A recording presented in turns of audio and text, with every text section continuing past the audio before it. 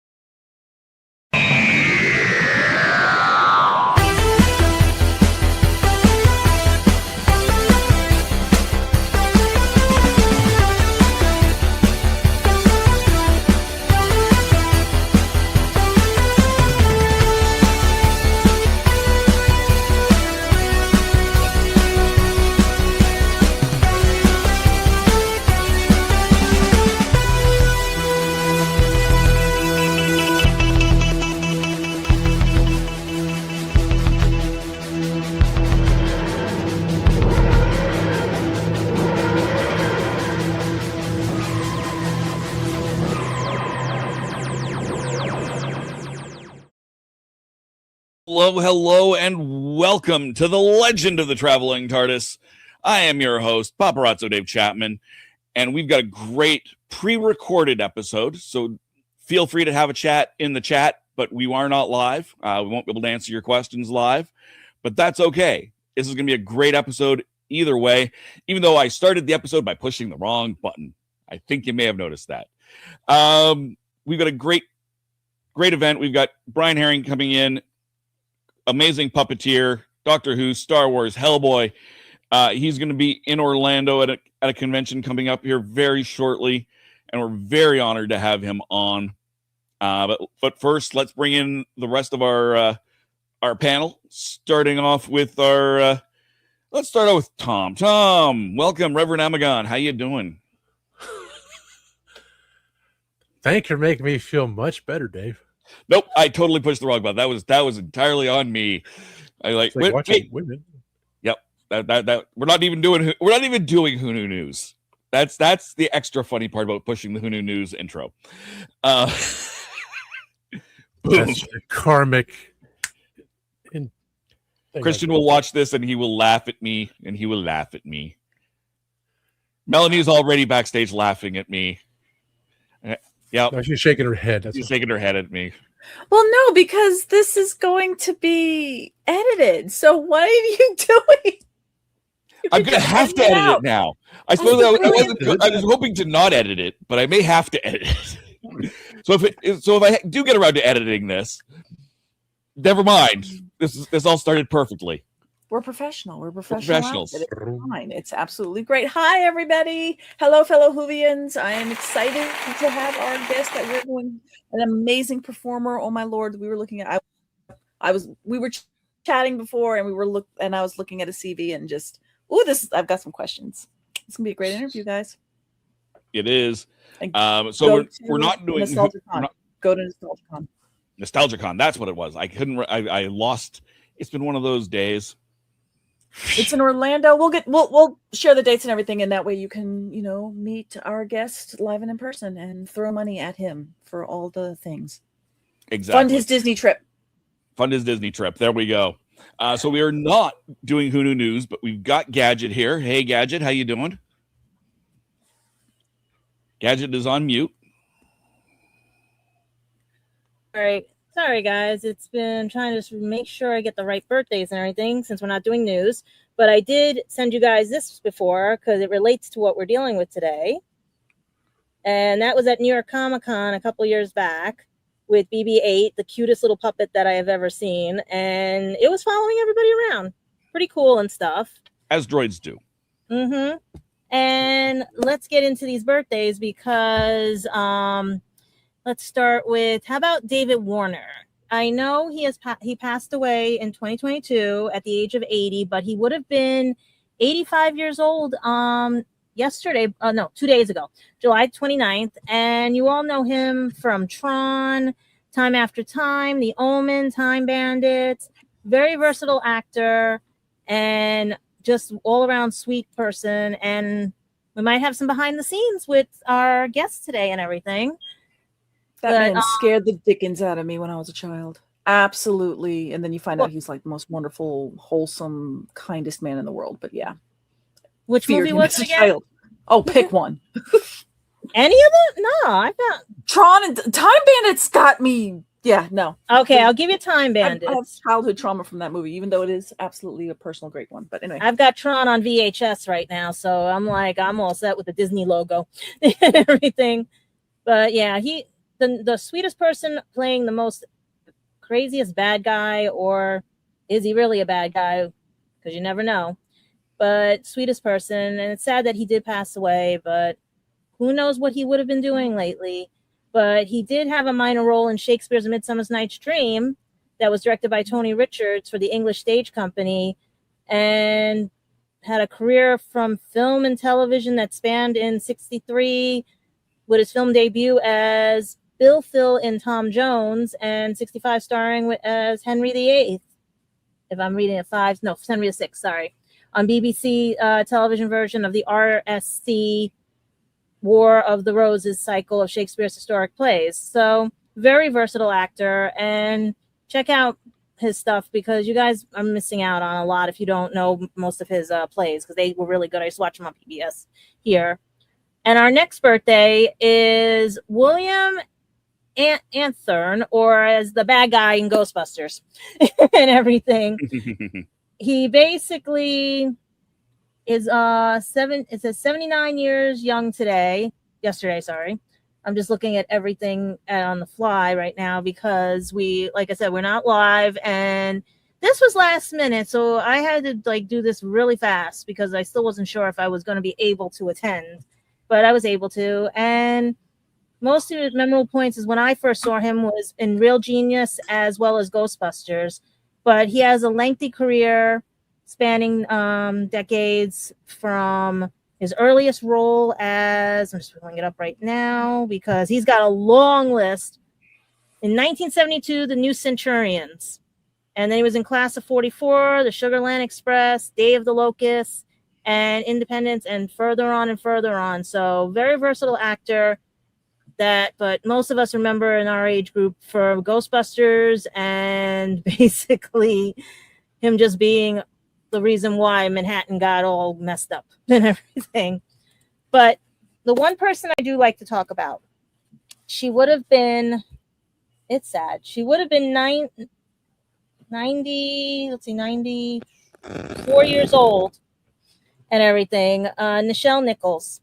She trailblazer, didn't know she wanted to do Star Trek. She didn't know if she was going to stay on it, but Dr. King told her to stay because she would be a perfect representation and everything, as well as she's a singer, and she believed that girls in the STEM need to learn math, science, or anything.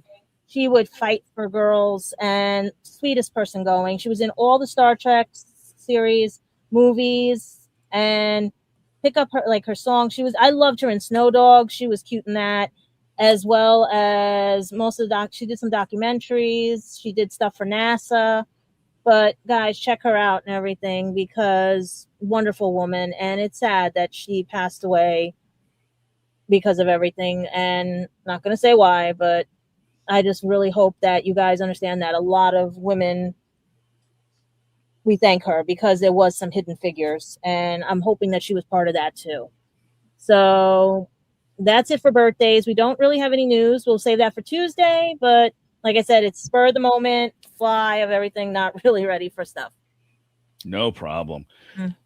That's our birthdays. Yay! The one thing I will bring up for news is we've hit 125,000 subscribers. The only thing I'm hoping that 4 does not drop.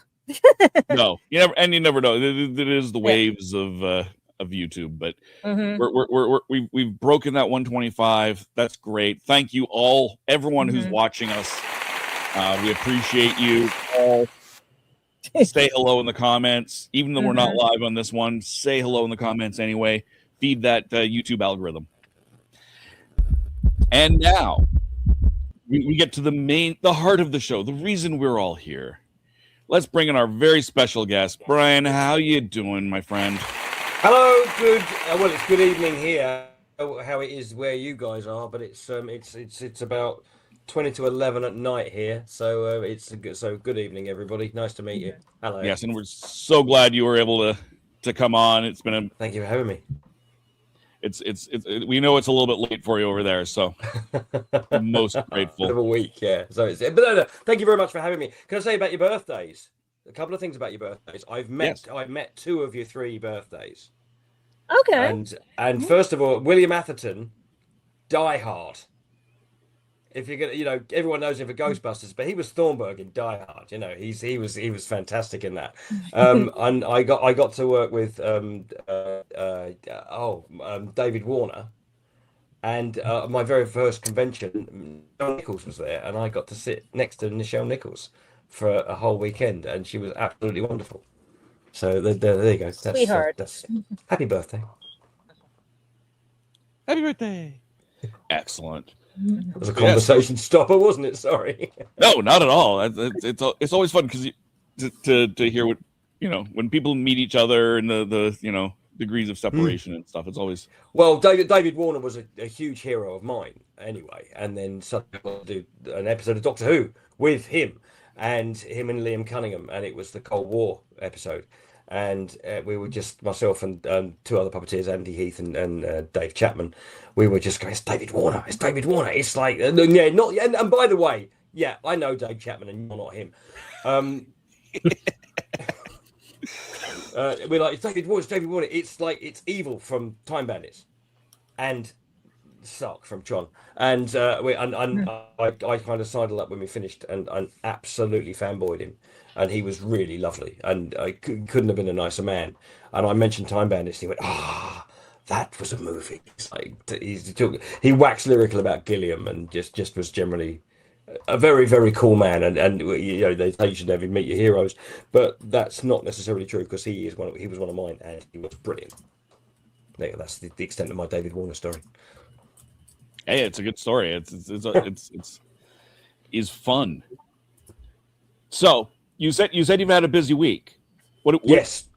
What are you doing? I am filming something franchise based that I can't tell you about. Oh. But it's something I've been a fan of for many, many years, and I'm very happy to be involved in it, and you will all see it next year. Okay. Those damn orders, right? Yep. I have a non-disclosure agreement you could choke a donkey on. So hate those things. But it's great, and it's lots of fun, and it lives up to everything that I hoped it would live up to, and it's very good. So there we are. Now let's move on. Yes. To be fair, I knew that was the answer, but yeah, gotta do it. Exactly. Melanie, I know you have a whole whack of questions, so why don't we start with you? You said you had a big gaggle. Okay. Well, as long as my Wi-Fi holds out, and apologies if it does, we'll edit that later on.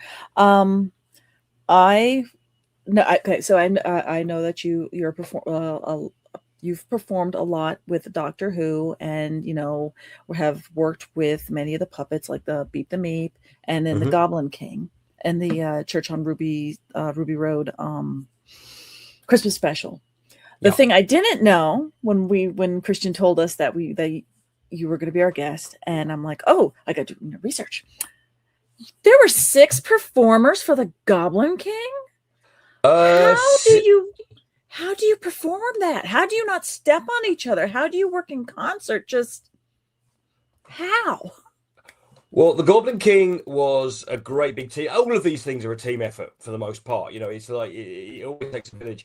And the Goblin King was a very, very big puppet. It was very much, again, built as always by Millennium Effects. It was very much reminiscent of the original Jabba the Hutt. So we had a guy doing each arm. So that's 1, 2. Then there was someone in the belly, 3. Somebody on the bottom jaw, 4. And then someone in the head, which is 5. And then I was outside with a remote control, and I had control of the ears, the eyes, and the nose, and I was vocalizing on set. So that was the 6. So the guys were all crammed inside this thing. They went in through the back end of it. That in itself was fun to watch. And they would all just kind of get cozy. It was very hot and very uncomfortable, and they did a very, very good job. But they've all been with each other for quite some time, and you just kind of get used to it, and you just think cool thoughts. And they're watching it on a monitor from outside, so they can see what the camera sees.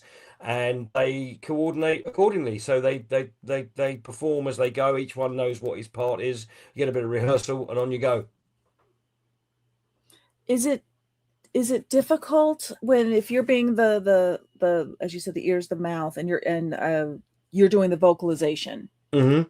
So is it hard as you're acting this scene that since you're not really in that point of view of where you are, but are you basing it on a monitor? Are you trying to think, okay, I'm actually over here looking at who I'm acting against? How do you insert yourself? We all work off monitors. Sometimes with something like that, you just eyeball it. And you stand in the corner and make loads of noise. They were piping me through a speaker system so they could all hear what I was doing. And the guys was kind of taking their cues from me, but it was kind of a back and forth as well, because they were as they were moving around, I was kind of vocalizing that. So if it was going this way, and then they could hear me breathe in. So they knew I was going to bellow. And we rehearsed, so there was lots of that going on, and I'm going away, as you've just seen. If you see, I don't know if you get the Doctor Who Unleashed thing there that the BBC do when they were making the show. They would do a documentary of each episode, and there's footage of me doing the voice for the Goblin King, and they were filming that, and then they would just cut to the crew looking at me like I was just an absolute idiot. So it's no way for a grown man to make a living. I know that much. And so we would just rehearse it, and you just get used to each other's rhythms, and we get more than one go at it. So it it all comes out well in the end. And then also there's a bit of digital work being done there. So they take what we do as a basis, and they'll kind of go in and tweak little bits and pieces with it. So it's a huge team effort. Right. That's absolutely amazing. Is it the same, similar, I imagine, was the scale similar for Beep the Meep with the amount of performers? No. Well, no, not the scale. I mean, because Beep the Meep was, there were 4 of us involved in that, really. Okay. There was Cecily Fay, and Cecily is a suit performer, and she, I think, comes in height-wise at, I think maybe, how tall is Cecily? She's not a tall lady. I wouldn't like to say how tall she is or isn't, but she is also an extremely fantastic athlete and a great physical performer. So she was in a deep squat. So that is a woman in a suit wearing a big animatronic head. And the animatronic head was operated, again, it was all built by Millennium Effects as usual. And they got me involved in this. So I had everything from the nose to the chin. So I had the mouth, the nose, and I laid down all of the Meep's vocals on set. So I would play the scene with David and Catherine and everybody. So they would talk to the Meep, and my voice would talk back. And as I'm doing that, I am performing the mouth, and so the lip sync matches my voice. Also with me was Moore, who works with Millennium and loads of other things. So he had the eyes and the ears. The eyes, I think, were mainly replaced digitally because the head was so big and the eyes were so big, they couldn't put a blink into it. So they did a digital blink, and a lot of the times, if they're going to do a digital blink, they'll replace the eyes. And Gerard was on the ears as well, so he was taking cues from my vocal performance and Cecily's physical performance. So that's the 3 of us there. And Cecily has got me in her ear, so she can hear the dialogue that's going on outside, and she can hear David and Catherine and everybody else, and that's being fed through this earpiece. In this ear, she has Paul Casey, who's been working on Doctor Who since I think since it came back, and by come back I mean since it came back with Christopher Eccleston, and Paul has played dozens and dozens and dozens of creatures like the Cybermen and various. It was the Ood, and he did loads of things, and now he is the choreographer for Doctor Who, and he is in her ear telling her when she's on camera just to lift her chin so that so that she'll have her eye lines correct, and he's constantly directing her in this ear. So she's got me wittering away in this ear and Paul Casey giving her sensible things in this ear. So that then takes it to that's Cecily, me, Gerard, and Paul, and then the fifth member of the team, I said there was four. There were four of us on set, and then in comes Miriam Margolyes. And so Miriam goes into a studio, puts that wonderful vocal performance lays it over the top of mine.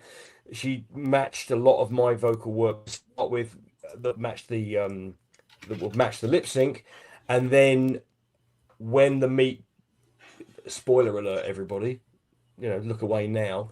When the meat becomes evil, and the big grin came in, a lot of that was digitally replaced, because if you have a mouth that big, you can't get it to kind of animatronic wise, you can't get it to make those lip shapes. So the digital guys came in, and they were another part of the invisible team who come in and just augment it as they go. So it was a very, very big team, but a very different process from the Goblin King. That's amazing. Seriously, that's just, it's so neat that you have to work as a team to approach your performance and for your acting, considering like that. I know, like, it is kind of a team performance when you're working with somebody on the stage. You're gonna control what you're doing, and you're gonna give what you get when you're working against somebody. But it's neat knowing that everybody is actually, there's so many people working within one character. So that's absolutely fascinating. So thank you. Yeah, so you're all looking at the same image here. It's a lot of the time, because we work from monitors, so often. So you live here, you just live in that frame. And so you just got to make sure that the thing you're doing is in time with everything everybody else is doing. Oftentimes you get rehearsal, sometimes you don't, and then you hope that the people that you're working with, we've a lot of us have all known each other for years, and so you know each other's timings and that kind of thing. So you kind of know when people are going to move, when they're not going to move. When you do get a certain amount of rehearsal, but sometimes you get a lot more, and sometimes you have to kind of leap in straight into the fray, because a lot of these things now that they don't have the time. But so you just kind of trust each other, and you feel each other out, and you just, there are lots of little teams going around that work together quite regularly. Awesome, thanks. I got a question. What's going to happen to puppetry when AI takes over? I don't know. There you go. I don't know, but I do know that I was a puppeteer when CGI was going to take over, and when Jurassic Park came out and everybody went, that's all CG, there'll be no more puppets, and that was 1993, wasn't it? 1994. 94. I was around then. I saw it get quiet. I then went into kind of digital motion capture, did some of that, and we still had performers performing, but we're performing digitally, and then it came back, and I think a lot of that credit can be given to things like Doctor Who, and I think it can be given to people like J.J. Abrams, who when he came back to do Star Wars, went, I want to make a sequel to Return of the Jedi like it's 1986, and that's going to involve men in rubber suits and deserts and creatures and robots, and then I think the film industry went, oh yeah, this practical stuff's quite good. And now what we've got, and then the movie Hail Mary, the Rocky was Puppeteer. I was involved in Project Hail Mary. I was part of a very large team of puppeteers on that one, that brought Rocky to life and brought Armando, the medical arm. I think a lot of people don't realize that's not a robot. That's entirely puppeteered. All the way through, there's like amazing mechanisms and guys with rods in grey suits that have all been removed from it. So I don't really know what AI is going to do with this, but I think that ultimately we'll see performers performing. I think the pendulum will swing as it did with CGI, but it will all swing back, and I think it will take over for a bit, and then we'll see what it can do. And I think these things will be tested as they go along, and I think as people and as humans, we like to see a story, and whether we're hearing stories about ghosts around a fireside, or we go to the movies and we're watching Avatar, we still like to see stories, and we like to hear stories, and we like to share stories. So as long as those stories are appealing and they are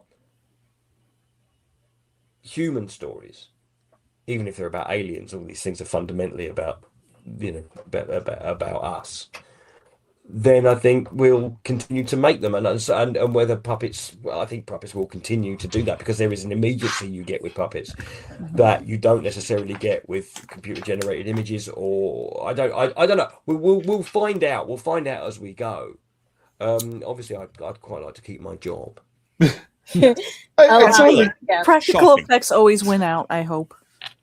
Yeah, I mean there isn't, but I think it's important. There is kind of a big backlash against CGI at the moment, but you couldn't have done BB-8 or Rocky and Hail Mary without CGI help.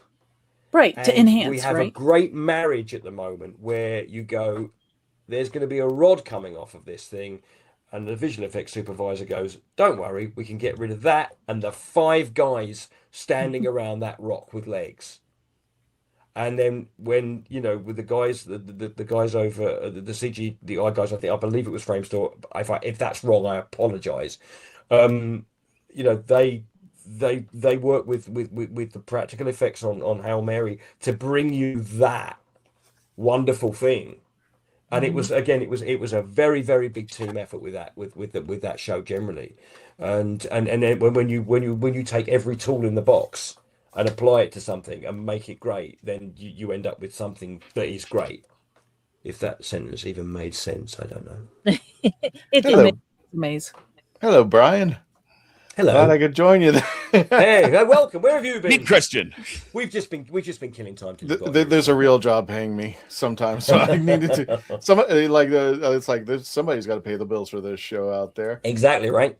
And I think you're onto something, because there's sometimes I like to watch the old Clash of the Titans. I do want to see that claymation for Mary Harryhausen. Yeah. And I think there's something to be said about puppetry, because there is a style that CGI will not replace, in my opinion, on that. There's something about puppetry. That's why I collected rabbits.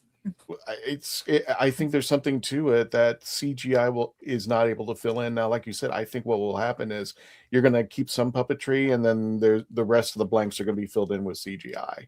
Well, that's already that's what I'm hoping too. Yeah.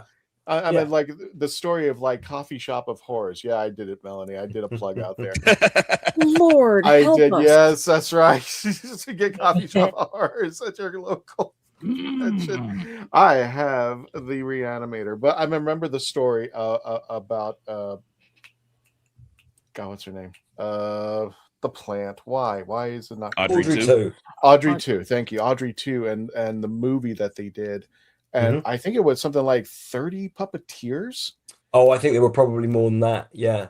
I think there were quite a number of puppeteers, and I just remember, one person would just have a lever, and that's all they did was this one leg would move up and down. But I meant if you see it in harmony, it's just like you can replace the orchestra, but you can't replace the music, the musicians, and all that. I mean, it's something to be held to see something like that, and I don't think CGI. Maybe AI will probably go down the line, but I don't foresee that being a replacement to puppeteers. And I think there might be some enhancements to where puppeteers and CGI will work together. But that's just my opinion on that. Yeah, I mean, we already are. I mean, it's the project I'm on at the moment has got a lot of CGI and a lot of practical stuff, and they can do things that they can help. They can each help each other bring something to life, and I think there's a bit of it. I don't think it's snobbery. There's just this weird backlash, and people are like going CG bad, practical good. But a lot of the time, you're seeing practical, and when it's invisible CGI, you don't know it's there, and you're just going, I'm looking at something on the screen, it's working for me. Is it telling the story? Is it furthering the story? Do I believe it? And whether it's done with computer augmentation, fully practical, fully CG, as long as it's working, it's working. And that's important. And I think however these characters are brought to life, as long as there are good characters being brought to life, that's what's important. And you've brought a whole lot of those characters to life yourself. Is there in your very long and illustrious career, is there something that you really love? Do you have a favorite character? Yeah, BB-8 without a shadow of a doubt.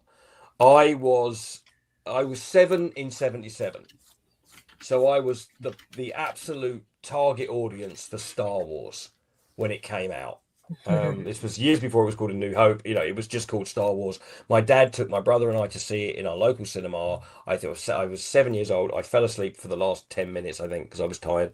But it changed my life. It blew me away. I was obsessed. I had the slippers and the drapes and the pajamas and all the toys. I still have all my toys, and I had a school report card go home when I was 10 that said Brian's obsession with Star Wars will lead him nowhere and he should concentrate on his academic studies. Well, I didn't, which I don't recommend as a career choice, but I didn't, and here I am now talking to you, some 40 odd years later. It was just, I decided that is what I didn't necessarily go, I must now be a puppeteer, but I'm like, oh, I want to do that. That's cool. And then, jump forward to 2013 and I get a call, from Neil Scanlon, and now I've been involved in 1, 2, 3, 4, 5, 6 Star Wars films. So that's good. And I don't take that for granted because it changed my life completely, and I loved it, and hopefully we'll continue to love it.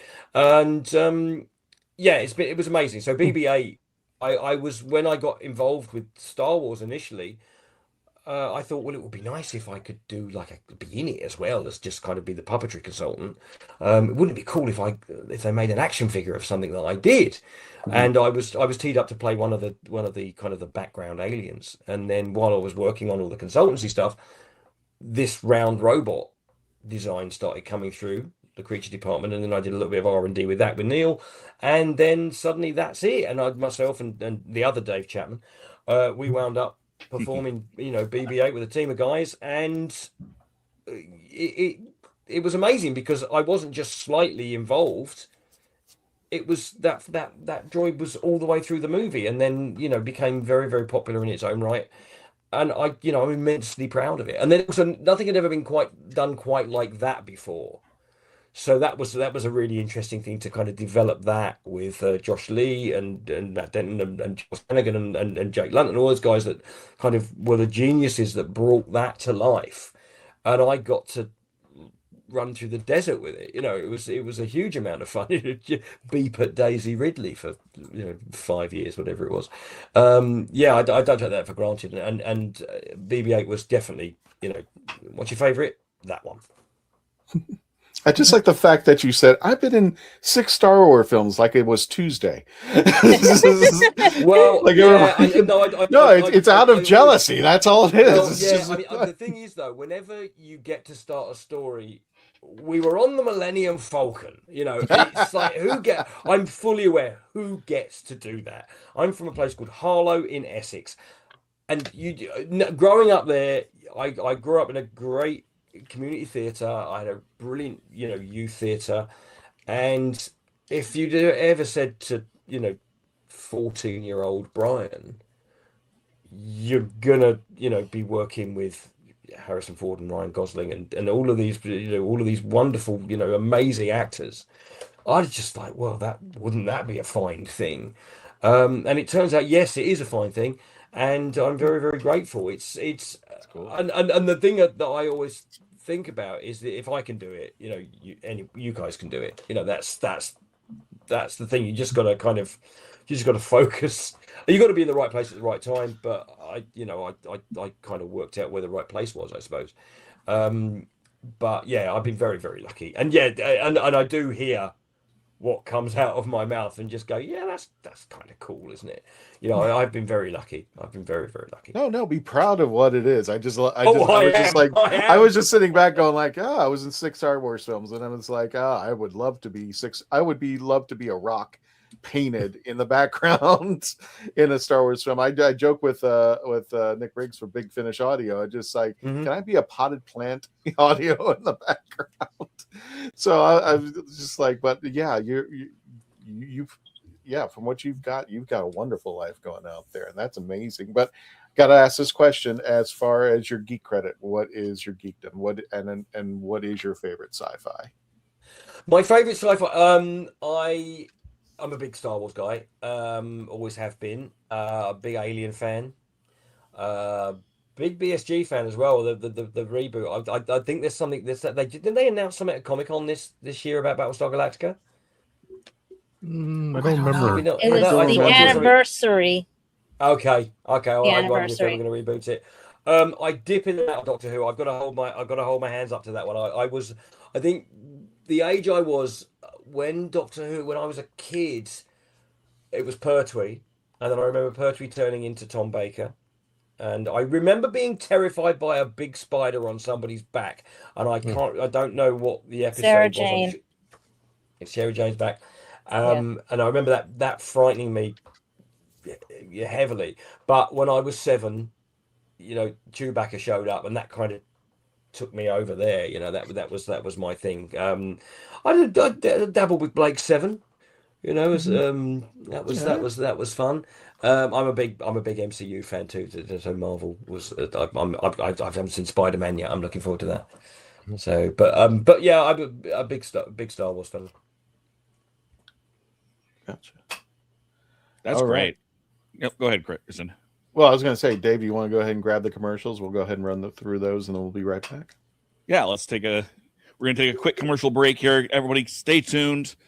We will be right back on the Legend of the Traveling TARDIS with Brian Herring and more absolute puppetry fun. Tom, take it away. Okay. That's so. I didn't listen to that voicemail.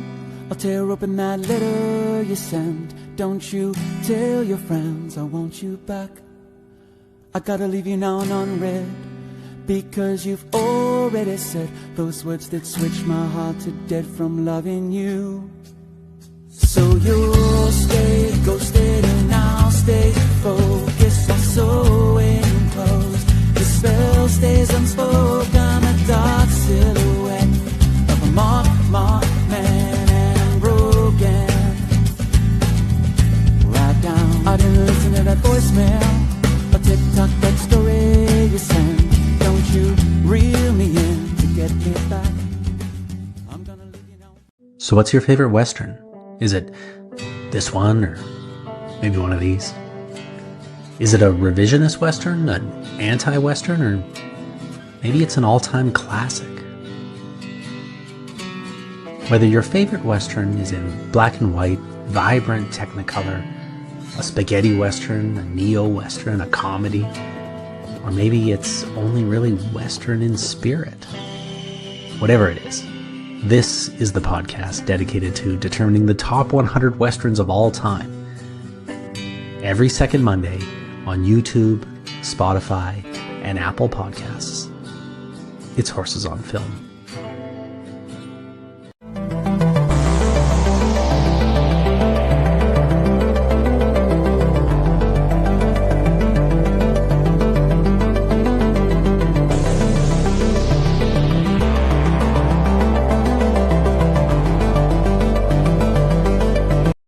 Tired of toxic fandoms? Do you wish we could go back to being happy? So do we. We created the Happiness Patrol to get away from all of the toxicity in fandoms, in life, and so we decided we wanted to do a show about something that makes us happy. And in our second season, that's movies that make us happy. So join myself, Cameron, Scott, Jessica, and Melanie on Happiness Patrol at youtube.com/@happinesspatrolshow.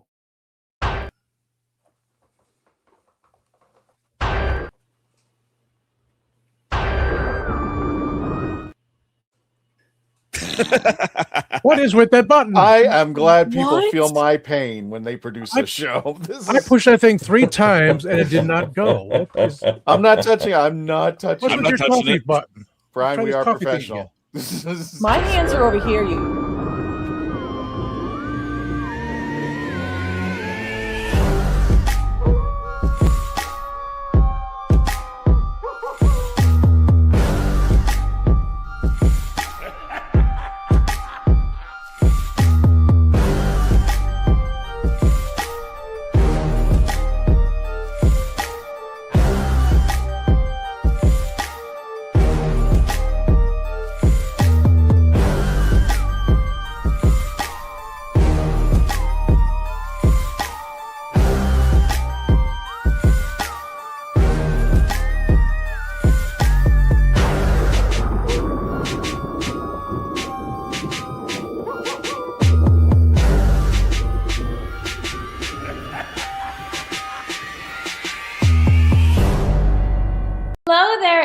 everyone. I'm Ashley Eckstein.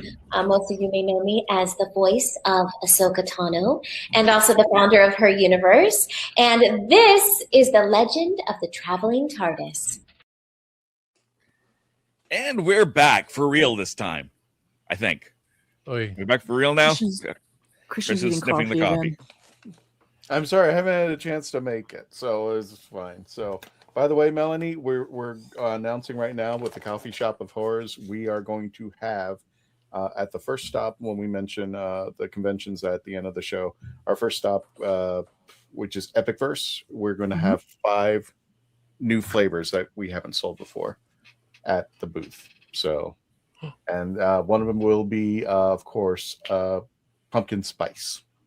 So We're getting into that season. We are getting into that season. So where Americans go nuts for pumpkin spice everything. So big apologies to Brian. Sorry, I work for a living. Welcome back to the Legend of the Traveling TARDIS. As I tell them, this show doesn't pay for itself. In fact, I think we're the only Doctor Who talk show that can safely say we're sponsored by barbecue sauce and coffee. I think we can safely say that. We love food. I run on both of those things. Yeah, you go. See? Yeah.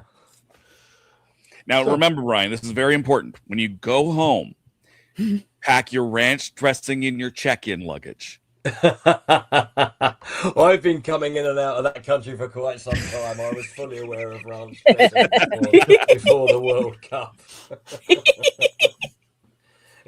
I go home with a bag full of wasabi almonds, the blue diamond ones. The ones that will completely blow your brains out. I hit Target and buy a bag about this big and take those home with me. I found out we are too privileged because one on those videos that I saw, one of them was like, "Wait a minute, we have unlimited soda," and I think one person was on their TikTok. He goes, "Yeah, I can drink soda until I'm blue in the face," and goes, "Yeah, but you don't want to do that." That's right. Yeah, you. But it was like, I what do you guys see in us? So it's like, great. Ranch dressing, unlimited sodas, and what else can we offer? Oh, by the way, air conditioning. Sorry about that in the UK. Air conditioning. It's an endangered species. I know. I wonder what that's like. I don't have one. It died in 2020. And you said you can feel the British pain. I always feel the British pain. I wrote a book about one.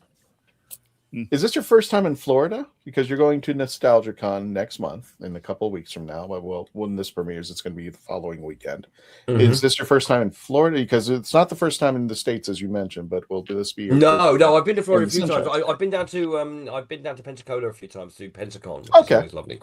Oh, and I've been in and out a few times. I worked over there. I did a summer camp. I did 3 years as a summer camp season as a camp counselor and a teacher, and a drama camp up in the Catskills. And my roommate was a lifeguard on Daytona Beach, and we drove from the Catskills down to Daytona. I stayed with him for a couple of weeks, and so that was a long time. It was like the early 90s, and like 1,000 years ago.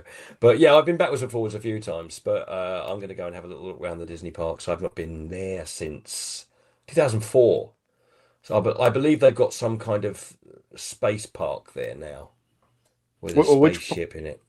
Which park are you? I don't know. It's just a Galaxy's End or something. I don't know what it's called. Oh, okay. Yeah. So you're apparently it's got some robots. That one? I don't know much about that. There might be. Well, we might see this guy show up. He may show up. He might show up. I understand he's quite well represented there. And hilariously, of course, my co-performer of BB-8 is there at the same time as I am, so we may bump into each other and at least have a Mickey pretzel together. Who can say? Nice. In the studios. Have you done Universal Studios yet? I've not been to Universal. Oh, I went to Universal again in about 2004, but I've not been there because there's a new place, the Epic place, isn't it? Is it called Epic? Yeah, it's called Epic. Yeah, I may go and have a little look around there. That might be fun. See Frankenstein and all. Frankenstein's monster, obviously. I don't think Frankenstein's still there, but Frankenstein and Dracula and all those guys. That'd be great. It's awesome. I have not gone yet, so if you go, you will have done something that I haven't done yet. Oh, there you go. Theme parks are concerned. So, That's awesome, dude. Yeah, I'm looking forward to it. We'll have to make a plan for that next time I come down, Christian. What's Epic Verse? Or Yeah. Epic, I should say. Epic? Yeah. Yes. Oh, yeah. Do that next time I come down. Oh, the Traveling TARDIS is having a hissy fit that I won't take it to Epic. And I said, well, pay for it and I'll take you in. And he goes, oh, well, forget it. So I'll have to sell more coffee to make that. Fair. So, Brian, I heard you worked for Jim Henson because he came to my old kindergarten school when I was younger and he taught us how to make the puppets move and everything. Oh wow! I never worked for Jim. I worked for the Jim Henson Company. I worked for them for about 10 years. But Jim had passed away before I became a puppeteer. So and I remember being very, very sad about it. I was never a massive puppet fan. I never intended to be a puppeteer, but I knew that when Jim Henson passed away, that was a big deal because I knew who he was and I knew his work. Because he died the same day as Sammy Davis Jr., didn't he? Yes. And that kind of that piece of news, which obviously was very sad and very important, kind of eclipsed Jim's death in the news cycle. I felt a little bit, and I knew that someone who was very the word genius gets bandied about a lot, and Jim was. I said Jim. I never met him, but Jim Henson was definitely a genius and a visionary, and apparently by everybody that I know that ever met him was just wonderful.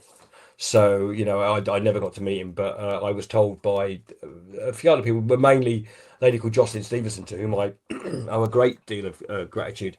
She was one of the creators and writers of Fraggle Rock, and I worked with her for some years, and she said that Jim would have liked me, and that was a huge compliment. So that was very nice. Yeah, Red was my favorite, as well as some of the Muppets and everything. But it was so cool meeting the puppeteers and everybody because he said, "Use your imagination." Yeah. He left a great legacy behind him. Mm-hmm. Now, I'm sorry, I came in late to the conversation, so I don't know if this question was asked, but when did you get the bug for puppeteering? When did that? What was the influence? What did you see? Well, see. Here's the thing. I never got the bug for puppeteering. I lied at an audition and got a job. And I lied at an audition for a TV show called Spitting Image in 1992, and I said I'd done puppets before. I told them I'd worked on a tour of Little Shop of Horrors, and that wasn't strictly untrue because I was working on the stage crew of a local theatre, and it had come. So you did work for them. I worked for a week on a tour of Little Shop of Horrors, which came through our thing, and came through our theatre, and I moved the scenery. And then they said, "Oh, well, it's very different to that. You've got to look at this monitor, and you're working above your head, and you have to lip sync these puppets to the voice track you can hear." And I did that, and they took me on as a trainee. And honestly, 6 weeks later, I was on national television. I wasn't in any kind of like lead capacity. I was doing people's right arms and eyes and that kind of thing, and occasionally some puppets in the background. But that's how I kind of got into it, and I just stayed. Whereas a lot of people are really into puppets, and that's all they ever want to do. And I wasn't that guy. I grew up on the Muppets. I was a kid in the 70s, so I definitely grew up on the Muppets, and I loved them. And I appreciate that stuff. But it's not necessarily something I really seek out. I love the fact that they're a tool to tell stories. So I've again, we're back to that. I got to use puppets to be part of a Star Wars story, and I worked on the Prometheus. I'm an Alien fan, so I got to work. I did puppets in Prometheus. A Hellboy fan, I got to use puppets in Hellboy.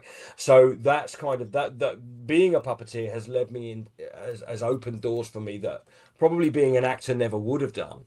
And I've got to work on some very, very cool stuff with puppets and practical creatures. But I'm not. I'm not a puppeteer. I'm not a puppeteer's puppeteer by any stretch of the imagination. I think anybody that works for me will go, no, he's not. But I appreciate it and I get it, and I understand why people do love them, and they absolutely fuel their imaginations. And I love all the stuff, but it's not something I necessarily go. I rarely sit down and go, you know what, I must watch Labyrinth. It's great and I loved it, but it's not something I throw on all the time. Mm-hmm. You remind me of the Now babe. you've all stopped talking to me now. This line's gone dead. Hello, hello.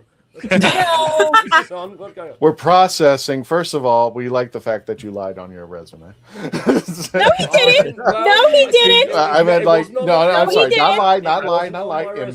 Embellish. He pulled an Alec. He pulled an Alec, as we call in the VO world. He pulled an Alec. You embellish. If I hadn't got through that audition, I would have not. I'd have been somewhere else completely different, But I actually it turned out I could do it, so they kept me.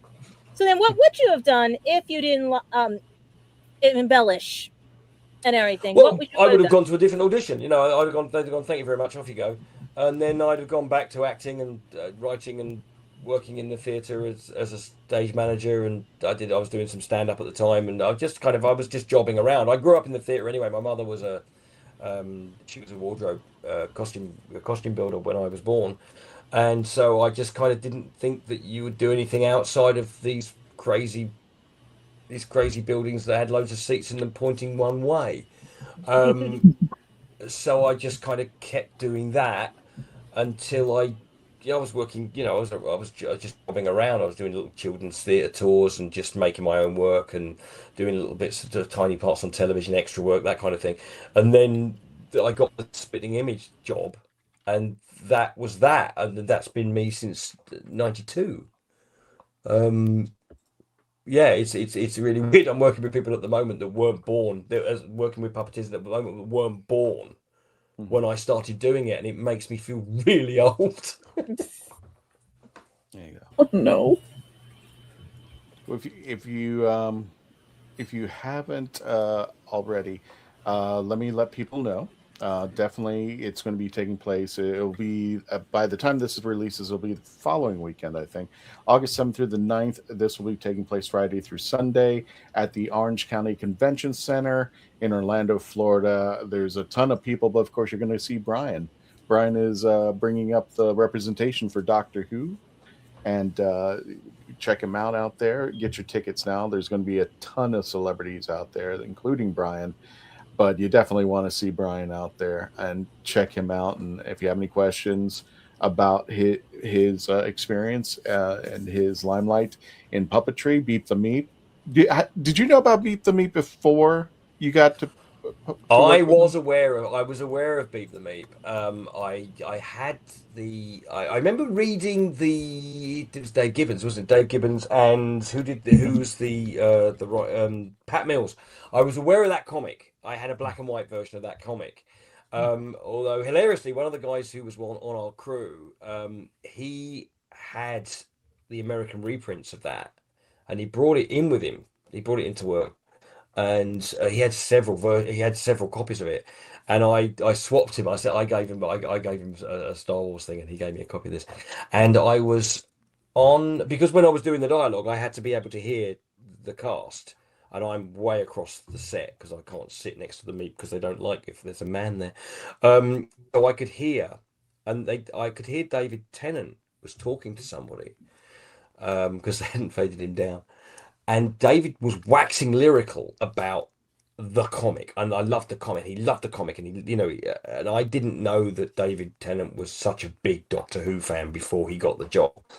It dawned on me that he was talking to Dave Gibbons, and I was a Watchman fan, and I'm like, Dave Gibbons is here. Wow, that's really cool.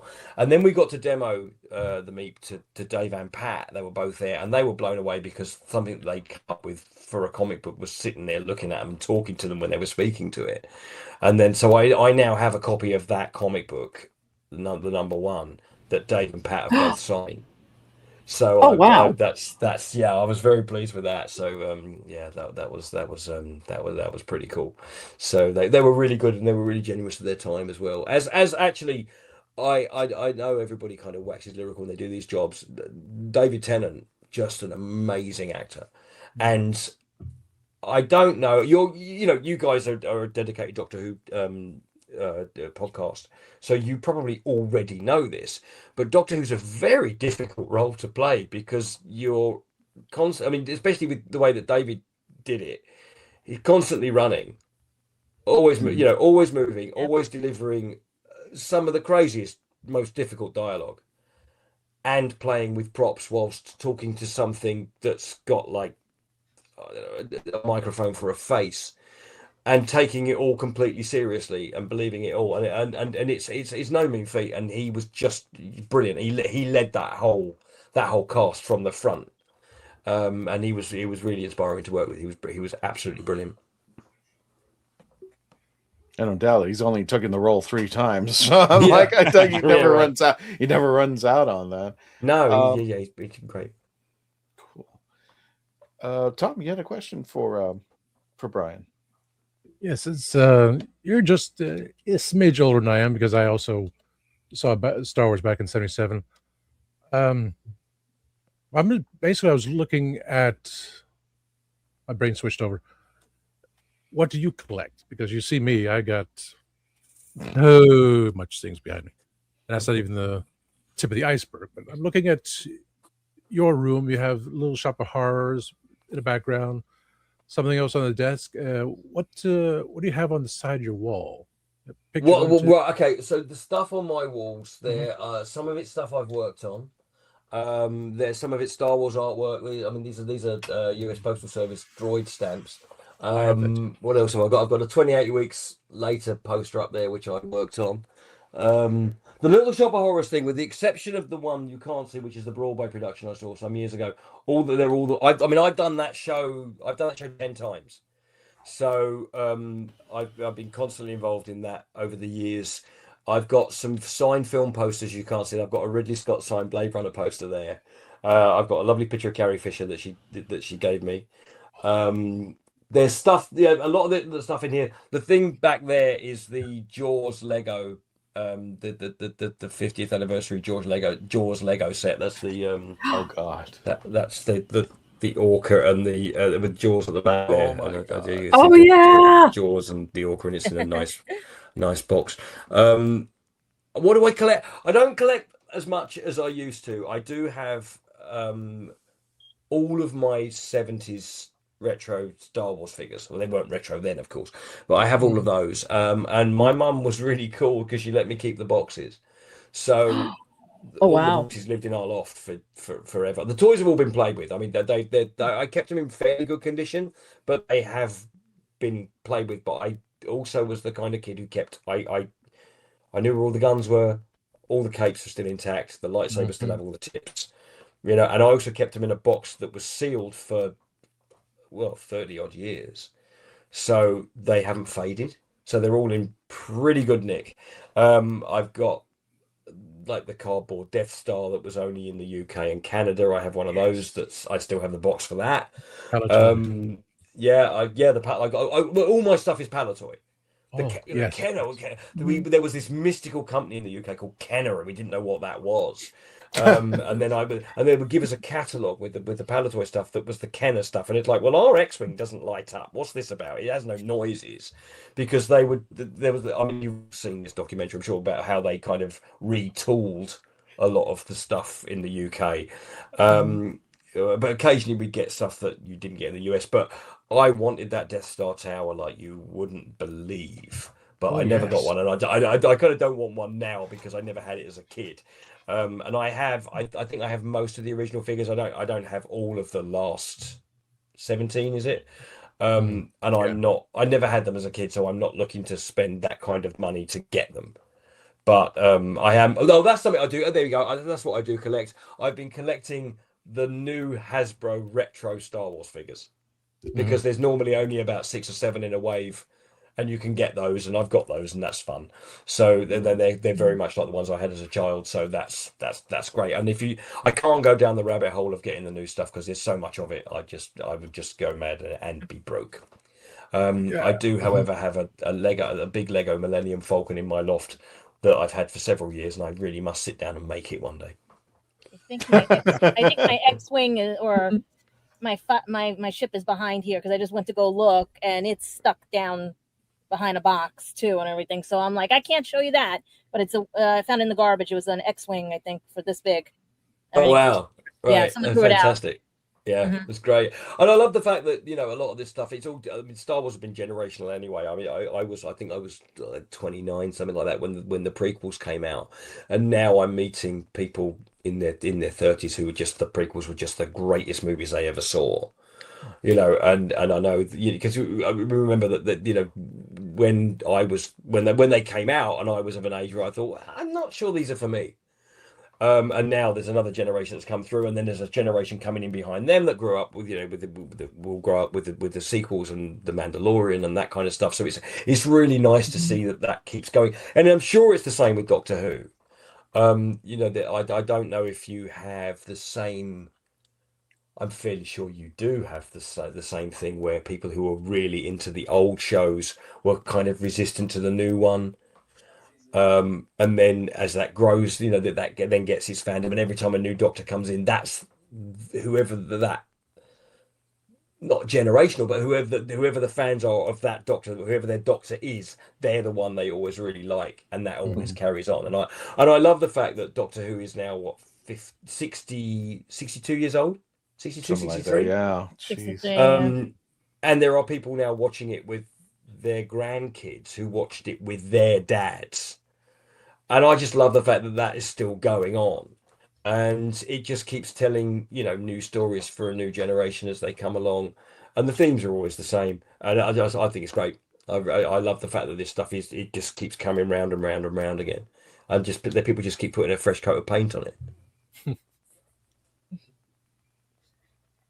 Definitely. It's such a unique fandom, Doctor Who and Star Wars, because exactly that. Every now and then it refreshes itself. Yeah. The sequence of those refreshings is different between the two, but that's something the two definitely have in common. Yeah. But again, I think you say it's a unique fandom, but actually the more fandoms you kind of get to look at, they're all fundamentally very similar. Whether the Marvel fandom and the Alien fandom and stuff, and everybody fights amongst each other, and there's the whole no one hates Star Wars like Star Wars fans, but I think I could probably apply that to Transformers fans and Doctor Who fans, and yes. wherever you see this, the fans are the people who are the most critical of it, and they love it the most and drive themselves constantly crazy over it, because they love it so much. And if it's not quite what they feel it should be, then they get very upset. But equally, one group of fans who don't like something, for every group of fans there is that don't like something, there's another group of fans that absolutely adore it, and that's part of the fun of it. I think it's also more of a recognition of the of generations, where people are going to go, that was my time, or Christopher Eccleston's the best Doctor, or Tom Baker's the best Doctor, and then it kind of just folds. But there is that continuity and that connection that when they get together, it is a father. So it's kind of like taking your kids to Disney World. The kid grew up riding Space Mountain. Now they're taking their kid to ride Space Mountain, but that kid goes, no, Splash Mountain, or it's not there anymore. But Big Thunder Mountain's my favorite ride. Right. But they get to still share the experience in some form or fashion. Totally. Gotcha. I think Dave, are we coming to the end? I think we're coming to the end here. We've gone for a good hour. We've had a good conversation. Even though I wasn't here for most of it. Some of it. Sorry. But, well, you can make it the real world. We've had a great time. Brian, what have you got coming up that you can tell us about? I know you've got stuff you can't tell us about, but what's coming up that you do have that you can tell us about? Oh, well, there's shows, appearances. There is something that's coming out which I can't tell you about. There's something coming out at the end of the year, or sometime in November, which I'm very much looking forward to. It's one of the most exciting films I've been involved in some years, and I can't wait to see it, because I know very little about it, and I can't tell you what it's called, unfortunately. But when it comes out, it's going to be I think it's going to be very big, and I think people are going to go, what is this? And it's just going to be absolutely phenomenal. I have various projects that will kind of drop next year, and they are galactically genre based.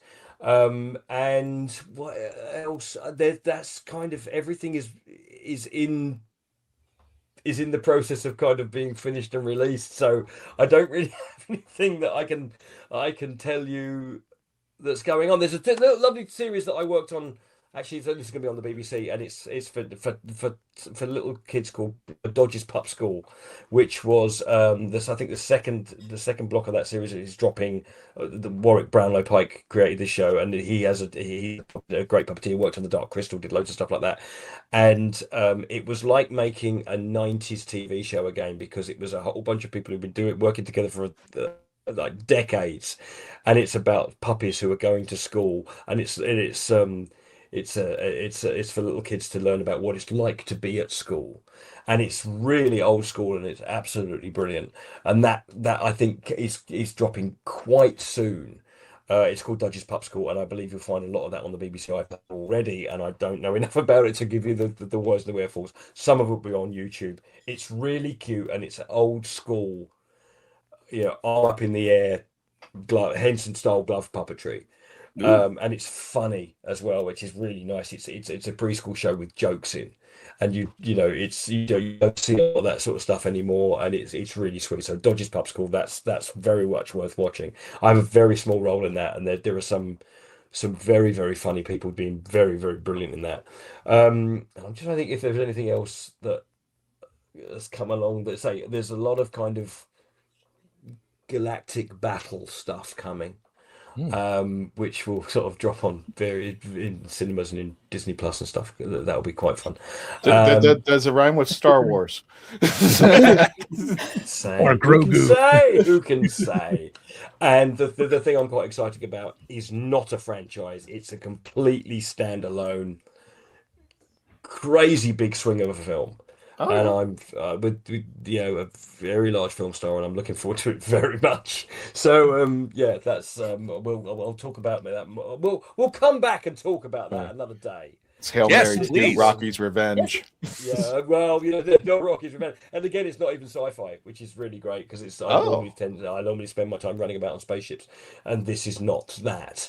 So so there's nothing else I can tell you that's happening. I'm racking my brains now. Is it what else is coming out? I'm just going through last year, because then things drop. No, there's that. No, I can't tell you about any of them. Sorry. Any other conventions besides Nostalgicon next weekend? I'm at Festival of the Force in Kent tomorrow, but that won't help anybody here. It's in London. It was in Kent, in England. That's it. No, there's festival. So there's Nostalgicon, and that's me for a bit, really, and then back to work till towards the end of the year on this other thing I can't tell you about. Well, Brian, you can say what we are, because has anybody given the number yet for the subs? Has anybody? Yes. Oh, okay. Yeah, we did do that. Sorry, I did miss that. But Brian, I just want to remind you, we're worldwide. So if you want to talk about stuff in Kent or wherever, we got that many people who follow us, or at least have subscribed to us. So that's fantastic. Well, congratulations on having all that. But as I say, that was this morning. It is now 20 to midnight. Yes, and I will be up at 6 o'clock tomorrow morning to go to the convention. And so mentioning it now is kind of that's not going to help anybody. Oh, I got you. No. I see what you're saying. Yeah, we're not live. All right, Brian, if you could stay after, we'll just go ahead and run through the conventions real fast. Of course, you can meet Brian again at Nostalgicon, which is taking place at the Orange County Convention Center. Don't forget, there might be a little fee for parking, but just keep an eye out for that. August 7th through the 9th. Of course, you're going to meet Brian and a host of celebrities out there. I think this is their first convention, Nostalgicon. So it's the same footprint as MegaCon, or I'm sorry, the same convention center as MegaCon. So a lot of our viewers, same thing with us, we've been and are familiar with the Orange County Convention Center. So I don't know if it's north, south, if it's west, but if you're not doing anything this weekend, go. Yes. And also, if you're not doing anything August 21st to the 22nd, free admission to Epicverse. This is their first con. We will be there at the Legend of the Traveling TARDIS. We're going to be offering again our coffee shop of horrors and our barbecue sauce. And if you just want to chat with us, by all means, we'll be there. Free entry, free parking. How can you beat that? It's going to be in Longwood, 522 Dog Track Road in Longwood, Florida. Wow, sorry, just got off work. And there's going to be collectibles, Pokemon, and I think there's going to be a bunch of cosplayers there too. And speaking of which, Melanie and I with the Daleks of Florida. And Brian, you got to check out these guys. These are wonderful. The Daleks of Florida, Legend of the Traveling TARDIS, will be making its appearance again at Ancient City Con in St. Augustine, Florida, September 25th through the 27th. Check it out. I'm really disappointed, Melanie, that Caddyshack won't be there. I really wanted to keep that tradition going. Brian, that's what we do. We do that all the time. You know what? Boom. I'm going to ancientcitycon.com over at the World Golf Village Renaissance Resort in St. Augustine, Florida, the oldest city in the United States. And then one more. You just do your thing, Brian. It's having a great time. Gallifrey Gathering.